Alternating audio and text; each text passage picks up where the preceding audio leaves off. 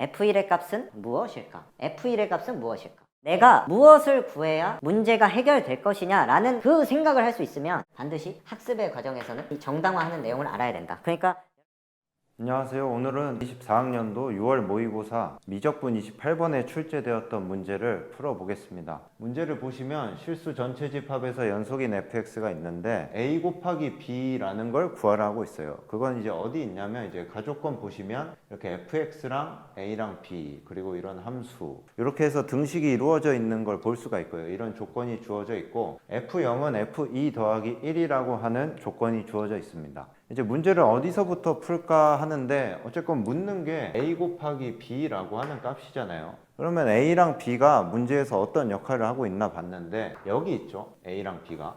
근데 얘는 보니까 이러한 함수에 a 배가 되어 있고 상수만큼 더해져 있다. 이렇게 되어 있잖아요. 그래서 뭐 할 수 있는 것도 딱히 없고 여기서 저는 이 함수를 gx라고 해서 이 함수의 그래프를 그려보도록 하겠습니다. 이제 그래프를 그리려고 하면 g'x를 구해보면 이게 이제 얘를 미분을 해야 되잖아요. 그러면은 이제 얘랑 얘랑 곱해져 있으니까 그냥 곱미분하면 되는데 3a의 코사인 제곱 파이 x에 마이너스 파이 사인 파이 x에 2의 사인 제곱에 파이 x 더하기 a의 코사인 세제곱 파이 x 곱하기 2의 사인 제곱 파이 x 2배의 사인 파이 x 곱하기 파이 코사인 파이 x.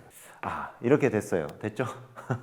이게 계산이 이 정도는 여러분들은 충분히 잘 할 수 있어야 된다. 얘네들을 다 묶어서 써보면 a 파이 그 다음에 코사인 제곱 파이 x 사인 파이 x 그 다음에 2의 사인 제곱 파이 x까지 묶였고 그 다음에 여기 남는 게 뭐냐면 마이너스 3 이렇게 남죠. 그 다음에 여기는 2배의 코사인이 2개 남네요. 코사인 제곱의 파이 x다. 이렇게 됐어요. g', 즉 도함수를 구해서 우리는 이제 뭘 보고 그래프를 그리느냐, 이제 이 녀석의 부호를 보고 그릴 텐데, 여기서 a는 양수라고 했었죠. a는 양수다.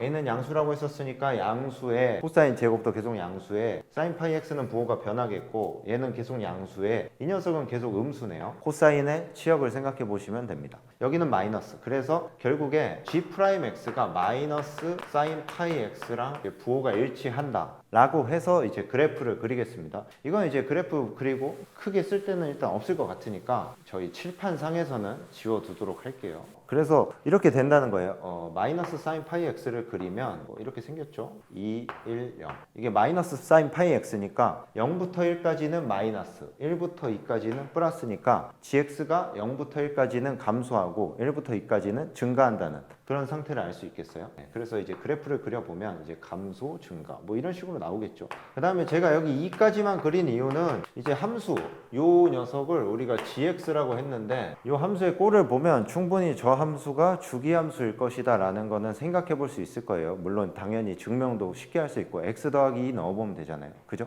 그래서 2를 주기로 갚는 함수니까 0부터 2까지만 그리겠습니다. 그래서 그리면 이게 gx라는 그래프인데 이때 여기서 극대값을 가져요. a 더하기 b, 극소값은 1에서 가져요. 마이너스 a 더하기 b입니다. 그래서 a랑 b가 들어간 요 우변의 식 gx라고 해서 gx의 그래프를 그려봤어요. 그래서 그 다음에는 f0하고 f2 더하기 1이 같다는 것을 한번 이용을 해볼 텐데, 왜냐면 얘를 여기다가 가지고 대입을 하면 우리가 a 곱하기 b를 구해야 된다는 입장에서 a랑 b에 대한 관계식을 얻을 수 있을 거잖아요. 그래서 얘를 이제 생각을 해볼 건데, 이때 이 함수의 그래프를 얻어 놓은 상태에서 이제 생각을 해봐요. 이게 하필 0이랑 2에서 g 우변에 있는 함수의 함수값이 같단 말이에요. 맞죠? 그게 이제 a 더하기 b로 같을 텐데 좌변을 써볼 수는 있어요. f0을 넣었을 때 a 더하기 b다, 2를 넣었을 때도 a 더하기 b다, 이런 상태를 알 수가 있죠. 그런데 어떤가요? F0이랑 F2는 같지가 않아요. 그러니까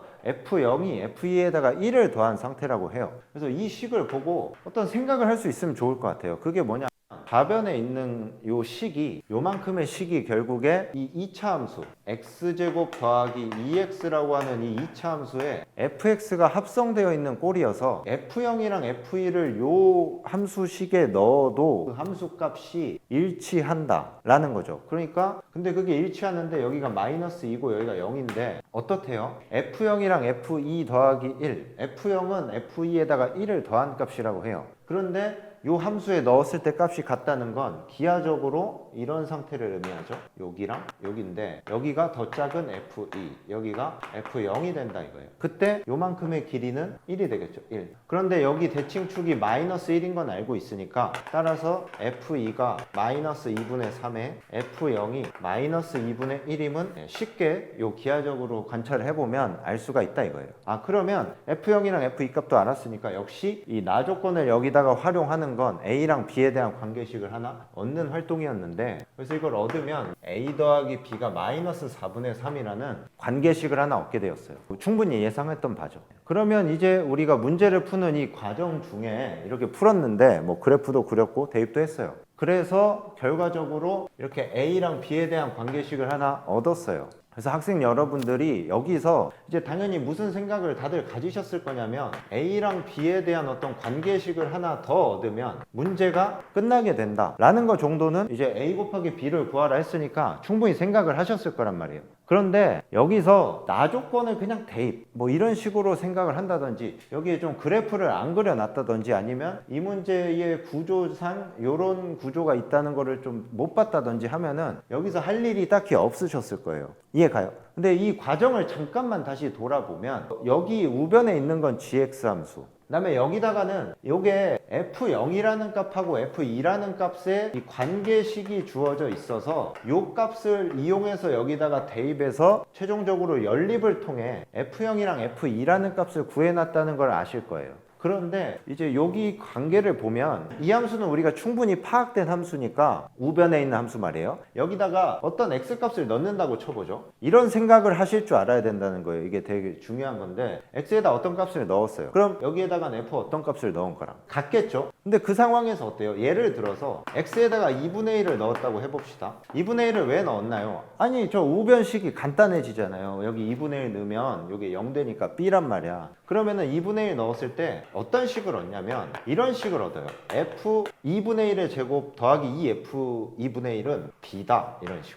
자, 저 식에서 우리가 문제 푸는 관점에서 생각해야 될 중요한 점이 뭐냐면 f 2분의 1만 알면 문제가 끝난다 이거죠. f 2분의 1만 알면. 근데 여기서 생각해 봐야 될 게 그게 되냐 이거죠. 문제를 다시 봐요. f 2분의 1 값을 알 수 있는 조건은 없어요. 그래서 다시 생각해봐요. 0이랑 2 넣었을 때는 어떻게 이렇게 F2랑 F0을 알았지? 이걸 생각해 보는 거예요. 그러면 이런 식으로 여기에 나 조건 같은 게 관계식, 그러니까 F0과 F2의 관계식이 주어져 있어서 그거 가지고 연립해서 풀었다 이거예요. 근데 0이랑 2는 어때요? G 기준으로는 이렇게 함수값이 같은 애였어요. 맞죠? 그래서 내가 2분의 1만 해야 되는 게 아니라 2분의 3도 하면은 이게 답이 나오는구나 해서 F2분의 3의 제곱 더하기 2F2분의 3 이퀄 B, 우변이 이렇게 같아진다 이거예요. 여기서 2분의 1하고 2분의 3을 넣었으니까 이게 같으니까요. 이거 이해 가시죠? 이게 충분히 해볼 만한 행동인데 이거를 했을 때 여전히 답이 없다 라는 사실을 알 수 있을 거예요.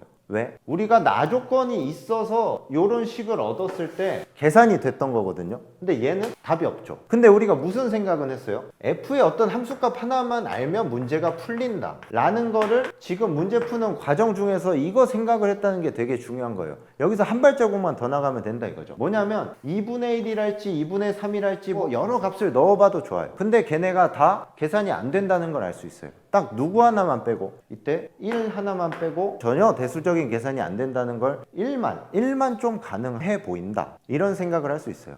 물론 F1을 구해야겠다라고 하는 생각이 논리적이냐 아니면 내가 이 문제 내에서 연역적으로 생각해낸 것이냐 하는 거에는 아니라고 생각을 해요. 그런데 보세요. 이런 과정을 거쳤다고 해보세요. 0이랑 1을 넣었다. 근데 하필 우변의 값이 이렇게 같아서 일단 이게 됐는데 여기는 원래 처리가 안 돼야 되는데 나 조건 같은 게 있어서 계산이 됐다. 그것은 나한테 A 더하기 B라고 하는 값을 하나 알려주게 되었다. 그래서 내가 2분의 1이란 것도 넣어봤는데 여기 값이 좀 간단해지니까 근데 얘는 안 되더라. 왜 안 되냐? 이런 나 조건 같은 관계식이 없어서 그렇더라. 이런 생각을 해볼 수가 있겠죠. 이런 거를 이런 과정에서 이런 생각들을 할 수가 있는데 그 생각이 어떤 논리적이지 않고 연역적이지 않다고 해서 그 생각을 버릴 수가 없는 거예요. 왜냐면 그런 생각 과정 중에 어떤 중요한 생각 이런 게 떠오르기 마련이거든요. 그래서 1은 2분의 1이나 2분의 3 아니면 0이랑 2 이런 애들처럼 짝이 아니고 친구가 없다 이거야. 1은 친구가 없어요. 그래서 얘를 구해볼까? F1은 이제 뭐면 될까? F1은 뭘까? 물론 여기서도 F1이라는 값을 여기서 어떤 대수적인 계산을 통해서 구할 방법은 없다고 보여져요. 그럼 그때 뭐 해야 돼요? 추측을 해야 되겠죠. F1의 값은 무엇일까? F1의 값은 무엇일까? F2는 여기서 빼기 2분의 3이고 F0은 빼기 2분의 1이었다. F1은 무엇일까? 이런 생각을 해볼 수 있어야 된다는 거예요. 그때 F1이 마이너스 1이라고 하는 걸 추측할 수 있다면 이 문제에서 요구하는 개연적인 생각을 하는 능력 이런 거는 충분히 됐다고 보는 거예요. F1이 마이너스 1이란 게 먼저 머리에 떠오르면 물론 이거는 지금 추측 상태이지 F1이 마이너스 1이라고 하는 소리는 아니에요. 근데 F1이 상당히 마이너스 1일 것 같다. F1이 마이너스 1이어야만 할 것 같다. 그런 생각이 떠오른다 이거예요. 그러니까 제가 이렇게 물어봐요. 이런 과정을 보여주고 야 이거 F 몇의 값을 알아야 문제가 풀릴 것 같니? 이렇게 물어봐요. 그러면 상당히 높은 확률로 1을 말하죠. 그럼 그 F1의 값은 뭘 것 같니? 그때도 상당히 높은 확률로 마이너스 1을 얘기하게 되어 있다 이거죠. 근데 문제를 그런 식으로만 이게 A면 B고 B면 C고 C면 D고 이런 식으로만 풀어갈 수 있지 않다라는 건 평가원이 항상 얘기하고 있는 것 같아요. 왜냐면 여기서 이런 추측을 해내서 여기서 관계식 그러니까 여기다가 1을 대입했을 때 마이너스 1이니까 충분히 계산이 되는 거 아니에요? 그래서 좌변은 마이너스 1이고 우변은 마이너스 1을 넣었으니까 마이너스 A 더하기 B다. 이렇게 되면 A랑 B에 대한 관계식을 짐작한 것과 마찬가지로 구할 수 있잖아요. 그러니까 얘랑 얘 가지고 답을 구하면 이게 객관식이니까 선지에 있잖아요. 그래서 그렇게 맞추면 돼요. 이해돼요? 그러니까 제가 얘기한 이런 수준에서 그러니까 이게 두 번째 관계식 얻은 건데 이런 수준에서 해결을 하면 문제의 풀이 학생들이 푸는 수준에서는 아주 잘했다. 여기서 어떤 생각을 했냐면 A랑 B에 대한 관계식을 하나 얻은 시점에서 내가 무엇을 구해야 문제가 해결될 것이냐 라는 그 생각을 할 수 있으면 이 생각은 할 수 있다고요. 함수값 하나를 구해야 되겠습니다. 그래? 함수값을 구해볼까 해서 여기 대입을 해요. 되는 게 없다 이거예요. 연립이 안 되네. 그때 나조건 같은 관계식이 함수값에 대한 관계식이 없었기 때문에 안 되는 거구나 그런 생각을 하고요. 그러면 이거 어떤 함수값을 구해야 되지 할 때 이게 떠올랐다. 이런 추측이 떠올랐다. F1이 마이너스 1이 아닐까 하는 생각. 이런 거를 개연적이라고 해요. 그럴싸하다 이거죠. 이런 수준에서 개연적으로 추측해서 답을 맞추어도 충분히 맞히게 낸다. 이런 게 저희가 생각하는 평가 문제의 중요한 특징입니다. 근데 이렇게만 풀면 어쨌건 정확하게 푼 건 아니잖아요. 당연히 논리적인 허점이 있잖아요.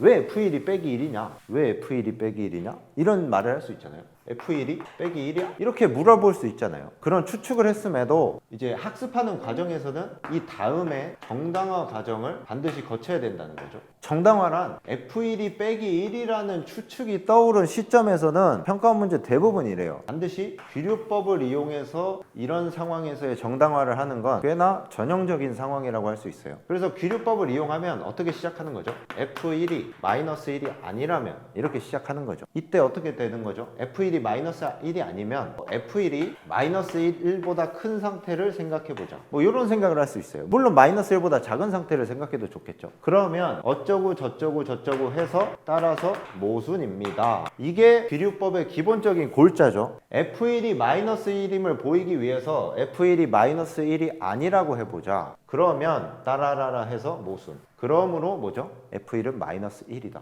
까지 귀류법에 의해서 증명이 되게 되는 거죠. 기출문제 많이 보시면 귀류법으로 이런 식으로 추측한 다음 추측한 내용에 대해서 정당화를 하는 이런 증명의 논리를 사용해서 문제를 해결해야 되는 문제가 종종 꽤 있었어요. 그러니까 이런 거죠. 시험 볼 때는 추측한 수준에서 맞춰도 좋다. 그렇지만 학습 과정에서 이런 정당화를 하지 않으면 정당화 과정에 해당하는 내용이 실제로 출제가 된다는 거죠. 이때는 이런 거 해본 적이 없는데 하면서 많이 틀리게 되어 있어요. 제가 정당화하는 과정은 뭐라고 할까?